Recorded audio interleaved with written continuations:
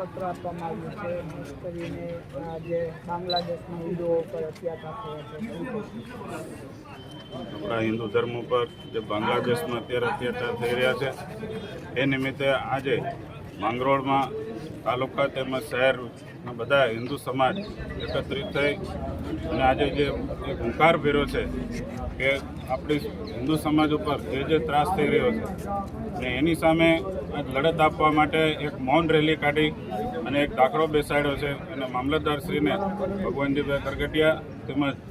મુક્ત સ્વરૂપ સ્વામી રોજ મંદિર તેમજ દરેક આગેવાનો દરેક હિન્દુ સમાજ આજે એટલી મોટી સંખ્યામાં